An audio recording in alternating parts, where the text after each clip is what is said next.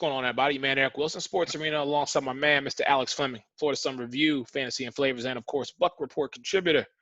Alex, my brother, what's going on, man? How you doing? Man, I'm finishing up this piece on Matt Ryan. It's actually quite eye-opening.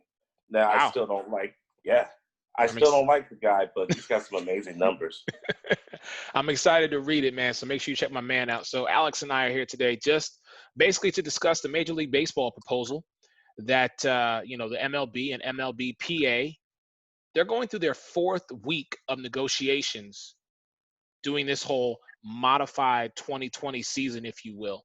Now, listen, I'm reading this directly from CBS Sports. It's a union proposal which calls for a 114-game season that would begin on June 30th and end on October 31st. So basically, for this year, you would change the tagline to "You can't script November" as opposed to October.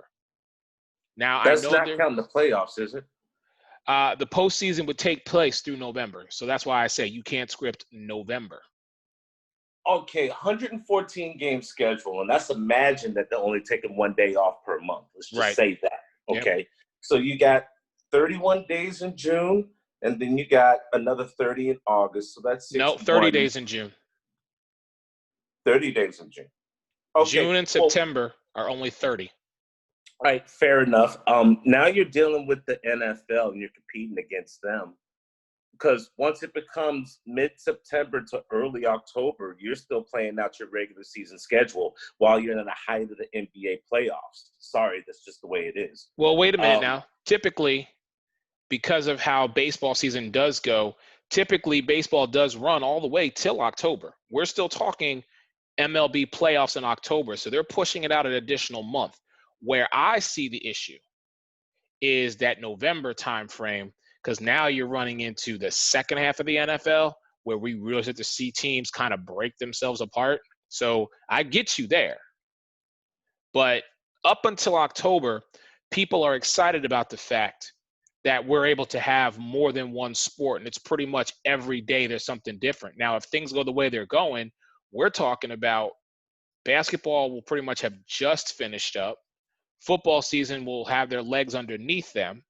And baseball is going to try and close everything out. So we're going to get an abundance of what we want, which is sports.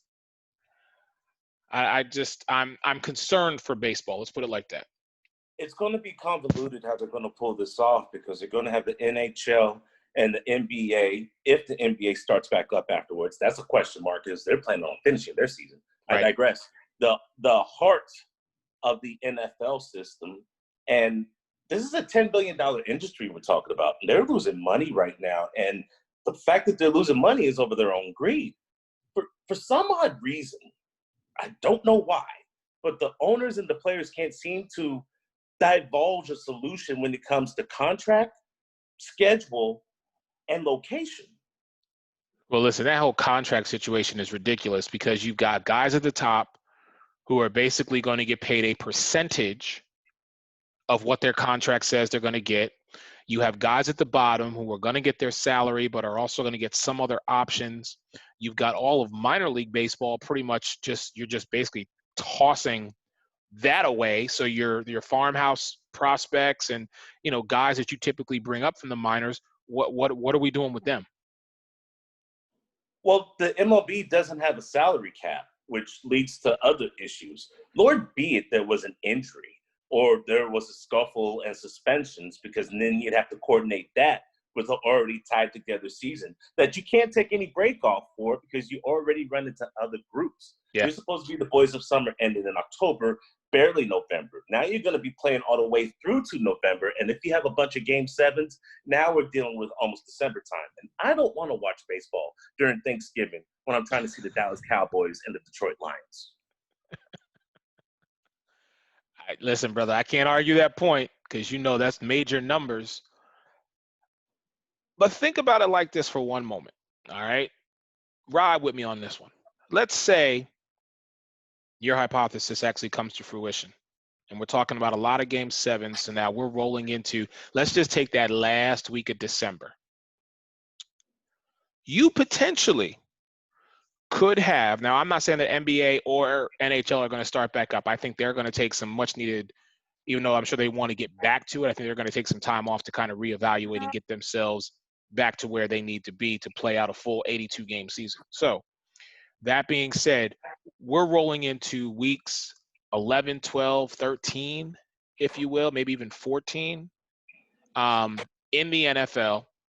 That's when we really see those pivotal games that a team can sway one way versus the other. If you were to throw in a World Series and span that out across maybe 4 days, like do like a Tuesday, Wednesday, off for Thanksgiving, off for Friday, and then do a Saturday, Sunday, you might be able to get that audience because there is no preseason for NBA or NHL. It is the World Series, and people normally who even don't watch baseball would want to see that. So Did you not just admit in your own expose there that if you didn't play on Thanksgiving, you went the 4-game route? Now you have baseball games on the same nights as football games in November. Okay, Sunday is a religion to me. I'm watching football in the morning, I'm watching it at the evening, and I'm watching it at night. And I shouldn't have to deal with extra traffic or have to deal which way I'm going to go and watch a game because some baseball teams play in football stadiums, mind you. All right. So that's a different issue. MLB stands to lose a lot of money if they don't get their head out of their butt and do something very fast. Okay. But let me ask this question again. And yes, I'm playing devil's advocate here all day today. You mean to tell me, let's just say for argument's sake, the Sunday night football game was Jacksonville, Atlanta. Let's just say that. Just follow me here. If the Sunday night football game was Jacksonville, Atlanta, you mean to tell me you wouldn't prefer to watch a Game 5 or Game 6 World Series? We're speaking of metaphors. Those teams, I'd probably go to bed. So instead of watching sports all the way around, Alex is just going to shut it down. If that's my last resort, I mean, you're not going to have to put a gun to my head to watch the football game, but I'm like, whoa. Just whoa. Okay. That's bad. That's like really, really bad. Hey, I told you I'm playing devil's advocate here today. I had to get your thought, but you said you was going to shut it down. So, okay, fair enough. All right, so I digress. What does MLB then need to do aside from what you just said, aside from get their heads out of their backsides? How can they make this work to where they are going to be able to capitalize and recoup a significant portion of that money that they stand to lose? Revenue shortfalls are not a good justification for not having a season. If this is all about money, I get the owners, and I'm not going to be on the owner's side, but I understand. If everybody's complaining about their contract, you might as well pay them because you're going to make more money than the players are anyway. You make more money than the players hand over fist. Yes. But if it really came down to the economics of this whole situation, you would lose a little bit more money paying the players the full contracts than not having a season at all. Okay. So one way or another, you're looking at greed. All right. Fair enough. With that being said, sure thing. What the union passed, well, they didn't pass anything. What the union attempted to do just doesn't make sense. You're going to take a 50% pay cut for playing your game, but you're going to play 114 games. Huh?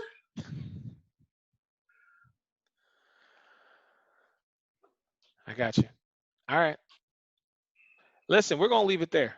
We're going to let MLB figure it out. Alex and I had to provide just our thought on this one because we want to know how much sports are we going to have to prepare ourselves for.